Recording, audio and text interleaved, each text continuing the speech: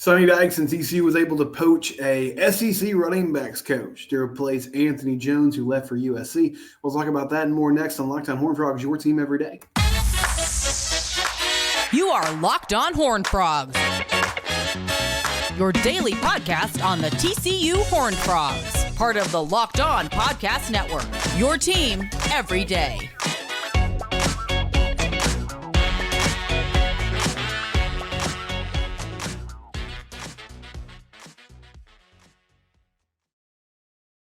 Locked On Horned Frogs, your team every day. We're free and available wherever you get your podcast. I'm Steven Simcox, your host. Thank you for joining the show. Please subscribe to the YouTube channel or wherever you listen to podcasts in its audio form. So the news today, we're going to start with some coaching staff news. There's a lot to get to on the TCU front. TCU basketball, the men and women. The women bowed out of the Big 12 tournament after losing to Oklahoma. Men with an ugly loss to UCF at home. They start the Big 12 tournament play this week. TCU baseball dropped a series to Kansas. But we're going to start with football because there's been some shifting in the coaching staff. And Anthony Jones left for USC, the running back coach here at TCU. He has been replaced by Jimmy Smith. Jimmy Smith has spent the past 4 seasons at Arkansas. Before that, he was at Georgia State. Before his time at Georgia State as a running backs coach, he spent time as a high school coach in the state of Georgia. So a little bit of rundown on Jimmy Smith. He coached with Kendall Briles at Arkansas, and alongside Kendall Briles, when he was calling plays there for Sam Pittman for the Hogs, Arkansas had a really productive offense, especially in their rushing game. This was from the TCU kind of notes that they put out after the hiring of Jimmy Smith. They worked together, Briles and Smith worked together in 2022, and they rushed for 3,077 yards, averaging 236 yards per game, which finished 7th in the nation. Back in 2021, they led the Power 5, and they were second nationally with 227.8 rushing yards per game. Razorbacks ground game is also explosive with 113 runs of 10-plus yards, leading all P5 members. So he did a really nice job creating a run game alongside Kendall Briles that worked well. He wants to come work with Kendall again, which I think is a good sign for the coaching staff that he wants to be a part of this. And again, poaching somebody from an SEC school is a big deal. I think possibly the biggest part of this too, Anthony Jones, known as a really good recruiter, brought in some talent to TCU, Cam Cook, brought in Nate Palmer and Jeremy Payne as well, a couple 4-star running backs, depending on what service you're looking at. But Smith has ties in Georgia. He was originally a high school head coach in South Carolina. Then he was a head coach in the state of Georgia before taking the job at Georgia State. And one thing that's happening now in the world of NIL and just in recruiting in general, recruiting is becoming a more nationwide experience for all schools. Like the idea used to be, and it's still like this to a degree, and I think TCU, if you talk to Coach Dykes, he would say this, their top priority is trying to build a fence around DFW, right? Like that's their backyard. There's a ton of talent, not only in Dallas-Fort Worth, but just in the state of Texas in general. It's the best high school football in the nation. And yeah, I know, like, don't talk to me about, yes, in Vegas, in California, there's some charter schools, private schools, and in Florida, same thing, that are really solid. I know there's some great high school football programs, but pound for pound, across the state, nobody is better coached than Texas high school football players. That's an elitist thing to say because I'm from Texas, but it's also the truth. It's just the reality of it. No state across the country invests more in strength and conditioning, invests more in developing players at the high school level than Texas does. So you want to have a heavy presence in Texas. And I think TCU, like many other schools in the state, they feel like they can pretty much build this thing from talent within the state of Texas. But as recruiting becomes more national, and as we see, not only are you dealing with teams from the SEC like Texas and Texas A&M and Oklahoma to a certain degree that are dipping in the state of Texas, pretty much everyone across the nation is coming to Lone Star State to find talent. So you're competing specifically in your backyard with a number of schools. So if you have more of a presence around the country, that can be a big deal. I think one thing when Andy Avalos came down as the DC that I talked to Brian Smith about, or that he mentioned, was a good aspect of that hire is Andy knows what it takes to go kind of outside of your scope and outside of your region to find talent, because even at Oregon, especially at Boise State, but even at Oregon to a certain extent, you're not dealing with a ton of great players in the state specifically. Now at Oregon, you have that California pipeline. But bottom line was he was having to travel across the country to find talent, and so that can be a beneficial thing for TCU. Now you have someone with Georgia ties, which could open up that state as well, which Georgia also a state that's very talent rich and has a lot of guys that can play at the high school level. So that's exciting. Jimmy Smith has also done a really good job of developing running backs through his career. I think this is a great hire. It seems to make sense to get someone like this late in the game when spring ball is basically about to start. I think that's fantastic. Now, a few things about this. One, hopefully this helps as TCU tries to build an identity as a team that can be more consistent running the football. And that's going to help the offense in general. The offense last year was not good enough. Now, I think, there were some reasons outside the play calling that led to that. I feel like Kendall's situational play calling wasn't very good. The offensive line wasn't as good as we thought they were going to be. And they struggled to, get push, especially in short yardage situations. And they just honestly struggle in general to run the ball consistently, which is a huge issue. And I know they put up good total offense numbers, but to me that doesn't really matter. I mean, it matters to a certain extent, but in this day and age in football, a lot of people can move the ball in between the 20s. Getting first downs, moving the sticks in between the 20s is not as difficult as it used to be. Can you score in the red zone? Can you avoid kicking field goals? Can you avoid putting your kicker in situations where they're having to kick 40-plus 50-yard field goals on a consistent basis like Griffin Kell was early in the season? And that's a big part of the reason why he was missing so many. And can you move the chains on 3rd and short and 4th and short? Now, a lot of that's going to come down to the O-line, right?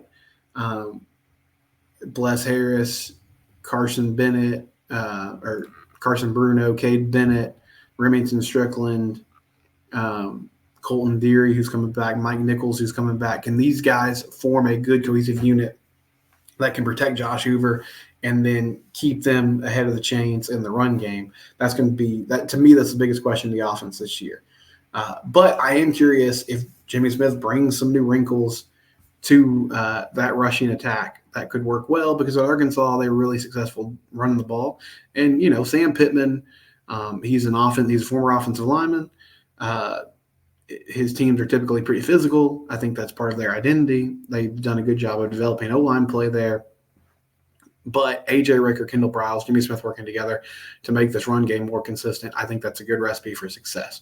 Another aspect of this that I think is interesting and we'll kind of see play out through spring ball and beyond. What does he think about this running back room? Because I know a lot of you, and myself included, have concerns about, it's just very unproven. There's some talent there. I like Cam Cook, but he didn't get a lot of carries last year. I think Trey Sanders kind of is who he is at this point. He's a good short yardage back. Hopefully he's healthier this year, and maybe that leads to having some more explosiveness at the point of attack. But I just don't think he's a guy that's going to be, a 15 to 20 carry type of player for you. And he doesn't necessarily have to be if you have a lead back that's making things work. But he didn't have the kind of explosiveness and ability to break off big runs that we thought maybe he could. Corey Wren hit the transfer portal. You got Nate Palmer coming in, who I think is an exciting player. But how much is he going to be ready to go as a true freshman right off the bat? And then Trent Battle, to me, is a huge wild card because I think good things happen when Trent touches the football. And they've found, kind of some creative ways to get it to him in the passing game in the last few seasons. But he's still not getting a lot of touches. And so I don't know if the coaching staff just doesn't see him as, that type of guy who can consistently be a lead back for you. But he hasn't gotten those opportunities so far during his career at TCU. So you wonder, maybe a new coach at that running back position could help that because he has the ability to sort of start with a blank slate. But Jimmy Smith's input will be big as they try to decide, okay, are we good here? Can we make this work at this position group? Do we have enough talent to move forward with this crew and stay where we're at? Or do we need to go find a running back in the portal? And what type of back do we need to get? Do we need somebody who can play all 3 downs, or do we just simply need another body in that room who can take some carries if needed and do some situational things for you to make this happen? But Sonny Dykes continues to be really good at hiring coaches. I think that's one of his big strengths. He hires talented people. He allows them to do their job. And I like how this coaching staff is kind of taking shape this year. A couple of other coaching staff notes that I want to make mention of before we get to basketball. They also added Julius Juice Brown as an analyst. Coach Brown worked under Kalen DeBoer at Washington. He was a corners coach there. Did not make the transition to Alabama. But I think this is significant. You're getting, as someone who can scout and game plan and help with that aspect of it, you're getting a position coach on a team that went to the national championship game last year. So I feel like that's a smart hire, a good hire. Hopefully he has, some good thoughts and ideas as this team starts to implement Coach Avalos' defense. And then they also hired Bob Wagner as in a high school relations role. Bob was a longtime coach at Arlington Martin and then took a tight ends position job at Nebraska, but now coming back to the state of Texas and will be involved here. So he'll be in a high school relations kind of recruiting role. And these coaching staffs continue to get larger. I heard Sonny on the ticket the other day talking to Corby Davison and Bob Sturm, the Hardline show. And Corby was asking him about the influx of general managers now at the college level, because Bob asked him about how do you possibly essentially now with the transfer portal, you have to have a big board that lists all these players, and you're just constantly scouting as a coaching staff and trying to find talent and thinking, okay, who could possibly hit the portal? If they do, what do we know about them? And he was like, are you going to hire somebody in that position? And he said, well, we've had somebody in that position for a long time, and it's Jeff Jordan, whose official title is Assistant Athletics Director for player personnel, but Jeff has done scouting for them for a long time. He was a coach in Garland, I believe, and he also did some scouting for the Dallas Cowboys.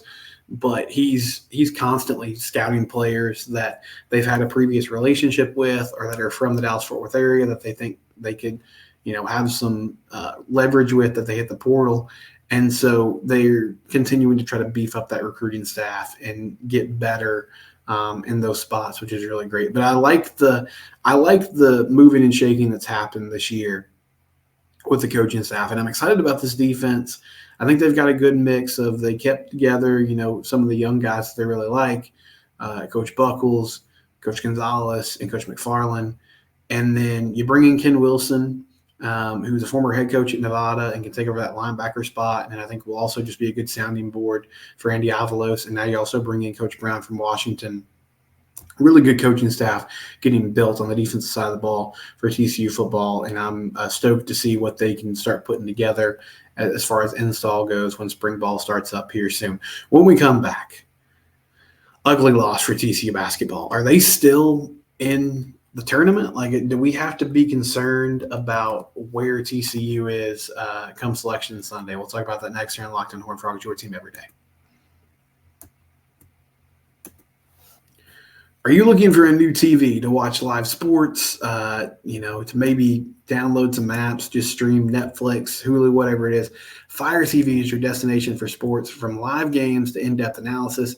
Fire TV offers amazing viewing experiences with smart TVs, and they also have the Fire TV stick that you can plug into your existing TV that provides access to millions of movies and TV episodes.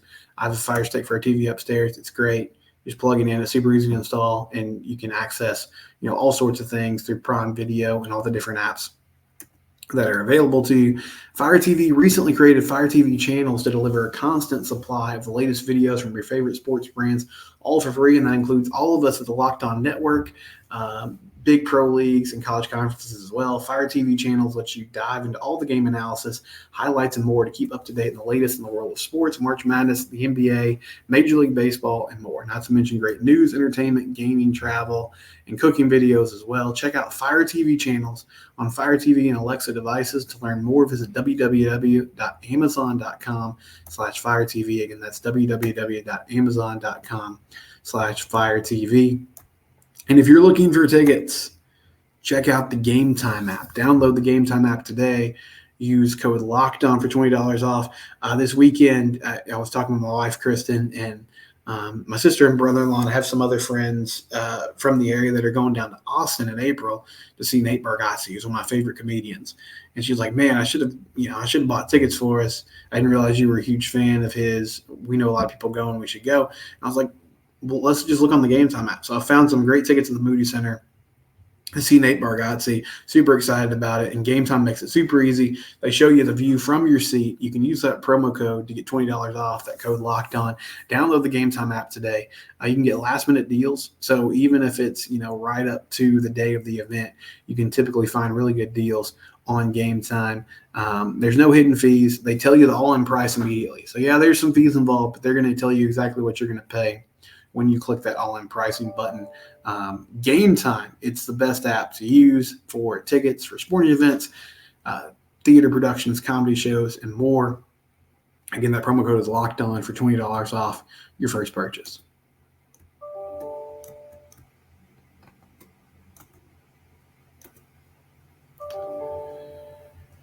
Man, so TCU baseball, they dropped 2 out of 3 to Kansas this weekend. And on Saturday, they were imploding. It was about 4 o'clock in the afternoon. I was at the park with my kids, but I was watching the game on ESPN Plus on my phone. The blessing and the curse of being able to kind of go around and watch these games anywhere now.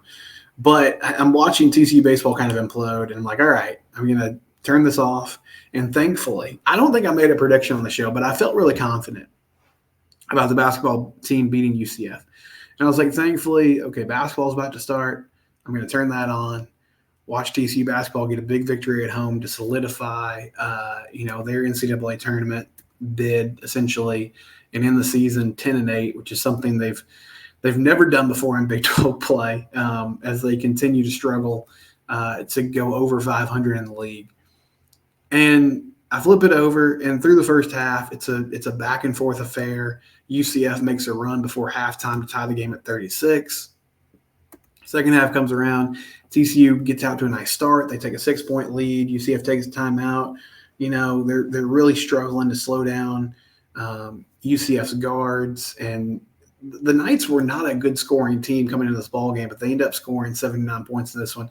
Darius Johnson had 33 points. He had a great night shooting, 9 of 13 from the field, 5 of 6 from 3, 33 points in 36 minutes. Just a ridiculous day from him.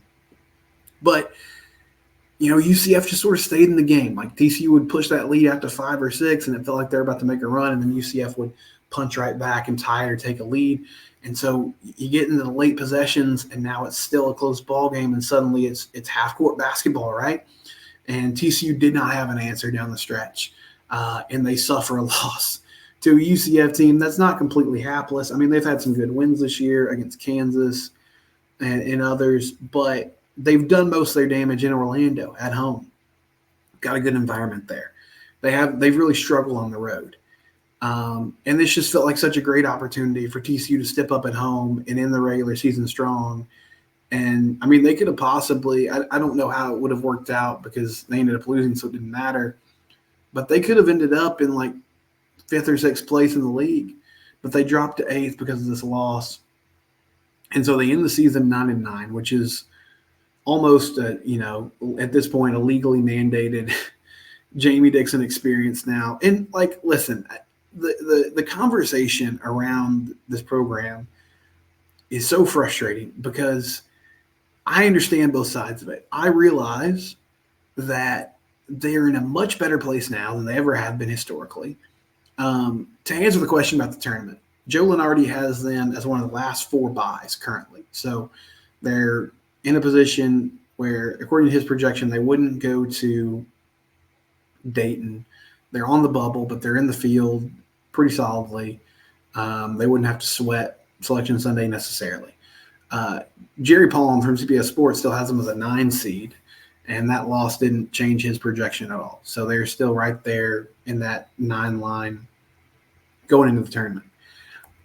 I feel like they're in good shape. Now, if they lose to Oklahoma's another bubble team. If they lose to OU in round 1 of the Big 12 tournament, I do feel like things are a little dicey. Like, if I had to guess, I would say they still get in because I believe Big 12 is the best league in the country.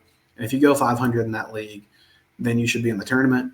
But I think if they lose that game, they at least open up the question of the committee of leaving them out. But they're about to there's a good chance they make the tournament for a 3rd straight year, which is something they've never done in their history. The last 2 seasons, they've won a Big 12, or they've won an NCAA tournament game, which is something they hadn't done in a long, long time. It is, however, frustrating to watch another season where they had plenty of opportunities to maybe take the next step, at least in the regular season, and finish in the top half of the league and finish 11-7 or possibly 12-6. I mean, you go through the games, and we can play this game both ways. There were also some games that they stole this year, but losing to Tech on the road when they were up by 10 points with 5 minutes left, losing to Kansas on that horrible flagrant one where Ernest Uday elbows Hunter Dickinson and free throws ensue. Losing that game at the Fog, losing to Texas at home, losing to Baylor at home when they had good opportunities, losing to UCF at home when they had a great opportunity, losing to BYU on the road when they had a 17-point lead at halftime. And the problems really center around, they had a stretch in December, January where they're playing great basketball, and they really did some good things in the half-court late in games. Right now, and this has been an issue all year, but it's really magnified at the moment. This team doesn't have a go-to scorer. I mean, they got some nice players. Like Emmanuel Miller's a good player. He had double-digit scoring again, on Saturday. Jacoby Coles is a good player. Jameer Nelson Jr., solid player.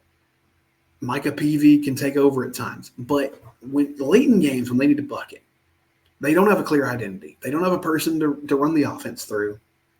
They struggle mightily. And the thing that's been Coach Dixon's calling card his entire career, defense, they're not a very good defensive team. They have some good individual defenders, but they don't play great team basketball. They don't stay connected. They don't communicate well. They don't rotate well. They allow a lot of open shots. And, UCF hit some tough shots on Saturday. I mean, Johnson looked like an NBA player. Darius, he was great. He had like a step-back three off the dribble and rhythm. He hit some tough contested mid-range shots. He did it all. But at a certain point, you got to get the ball out of his hands and force somebody else to beat you. And they couldn't do that. Now, they had some good possessions. I mean, Jacoby Coles got a wide-open three to take the lead with 30 seconds left and just airballed it. I don't know what happened. I mean, he just missed it. He just airballed the shot. But they struggle so much late in these games. They've had multiple games this year where they just collapsed. And I would love for them to kind of catch fire here and make a run, but at the moment I don't see it happening.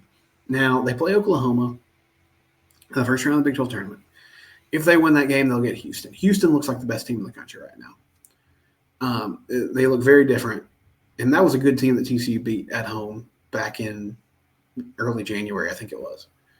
But they look like a very different team, from then to now.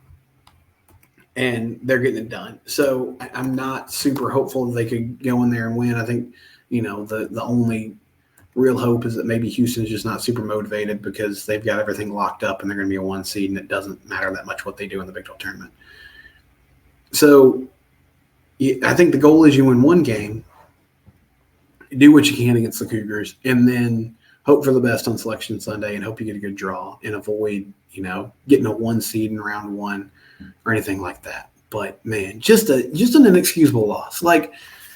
Yes, the Big 12 is tough. It's hard to win, but you got a game at home against a team that was 6-11 in conference play going into that game, and you just couldn't find a way to get it done. It's frustrating, man. Mike Telfer, who I believe is a consistent listener and interacts with me on Twitter frequently, he said, whatever the opposite of peaking at the right time is, that's what it seems like the Frogs are doing. Yeah, we call that limping in. They're limping in the tournament right now. That's what they're doing. Even if they, think they're going to make it, but they don't look like a great basketball team right now. And it's frustrating to watch this meltdown down the stretch. Speaking of meltdowns, unfortunately, we're going to talk a little bit about TCU baseball as they took their first loss of the season on Friday and then took their second loss of the season on Saturday. That's coming up next year on Locked On Horned Frogs, your team every day. All right, LinkedIn jobs. If you need to hire someone, that's a high-stakes wager. It's a tough thing to do. So go to linkedin.com/LockedOnCollege, and you can post your job for free there. When you're hiring as a small business, You want to find quality professionals that are right for the role. That's why you have to check out LinkedIn Jobs. They have the tools to help you find the right professionals for your team faster and for free. LinkedIn isn't just another job board. They have a vast network of more than 1 billion professionals, which makes it the best place to hire. It gives you access to professionals you can't find anywhere else. LinkedIn does all this while making the process easy and intuitive. Hiring is easy when you have that many quality candidates. So easy, in fact, 86% of small businesses get a qualified candidate within 24 hours. LinkedIn knows that small businesses are wearing so many hats and might not have the time or resources to hire. They're constantly finding ways to make the process easier. Post your job for free at linkedin.com/lockedoncollege. That's linkedin.com/lockedoncollege to post your job for free. Terms and conditions, as always, do apply. So TCU fell to KU on Friday and Saturday. Friday, they lost that game 3-1. I believe Saturday's score was 8-4. Now, they did pick up a win on Sunday, comeback victory. They fell behind 4-0 in the first inning of that game. Braden Sloan, who was slated in as a Sunday starter in place of Zach Morris, who got injured in that tournament there at Globe Life Field. And Zach ended up pitching a little bit this weekend, but not as a starter. But anyway, Sloan had a tough first inning. And kind of imploded down the stretch there. But then after that, they were able to turn things around. And Sam Myers had a big 2-run double to take the lead 5-4 finally in the 7th inning of that game. And then they poured on a lot of runs in the 9th to get a 13-4 victory over Kansas. A couple things about this. One, I will say this was a bad series loss. And after that series loss, TCU is now 12th in the nation. They fell from 5th to 12th. Kansas has improved. Like that used to be a mark it down as a sweep type of series. The defense and pitching is much better. Now they kind of ran out of gas there in the last game, but they look like a much better team than they typically are. And I think TCU kind of got hit in the mouth and didn't respond super well. But still, this is a disappointing loss. Now I have enough faith in Kirk Saarloos in this program that I think they're going to figure it out. Peyton Tolley had a good Friday night start going, and then he injured his hamstring, and they left him in the game. He gave up a 2-run bomb almost immediately. Kansas took a 2-1 lead, and Frogs couldn't come back after that. But Cole Klecker got touched up a little bit in the 5th inning, I think it was, in Saturday's game. Just had another kind of 1-inning meltdown that's plagued him all year long. I think this team's going to be okay. The thing that I do find concerning, and I talked about this some last year, going into this season, the big reason for optimism, aside from having a great lineup, was that it felt like the pitching staff was deep. Like they had a lot of different options on guys that could get you through a game. Tolley coming over from Wichita State, Zach Morris from Arkansas, who had a tough year last year but has had a good career. Ben Hampton in the bullpen, Zach Coyer, who's been solid, Kyle Ayers, Ben Abelt, Luis Rodriguez. It felt like they had kind of an embarrassment of riches and guys that could give you quality innings. I do not get that sense right now. Starting pitching has been getting touched up. They can't go deep in games. Braden Sloan's been their most consistent pitcher, and then he got roughed up on Sunday, and they ended up winning that game. Cole Klecker continues to struggle. It seems like he hits a wall in the 4th or 5th inning. Peyton Tolley, similar issues. And the last few years, TCU's had these same problems where they've kind of had to patch together the rotation with, duct tape and bubble gum throughout the season. And to their credit, they've always had somebody step up. Last season, it was Sam Stoutenborough, and Cole Klecker ended up becoming the ace of that staff, and Stoutenborough became a really steady presence for them, and even Cam Brown kind of improved as the year went on. They've had guys like Marcelo Perez step up and kind of anchor the staff and do some special things. They've had a consistent, Luis Rodriguez did it to a certain extent last year too. They've had a pretty good run of figuring out as the year goes on. But I do wonder why, Kirk Saarloos is a pitching guy. They brought in Dave Long, who's a pitching guru from Arizona, why they've had so many issues finding a solid staff that you feel good about your options Friday, Saturday, and Sunday. And it feels like this – there's still plenty of time for this group to get going, but it feels like, again, you've got a starting rotation that you don't really feel good about anybody at the moment. Now, I think Cole Klecker is going to figure it out because he's got a track record of doing that. But, Sunday is kind of up in the air now. I don't know what they're going to do with Sloan. He didn't pitch super well yesterday. it's just kind of a mess at the moment. And the schedule gets tougher now as you take on Oklahoma and more teams in the league. And so that's going to be the big project for this team moving forward as they go throughout the rest of the year. We'll be back tomorrow. It's Locked On Horned Frogs, your team every day.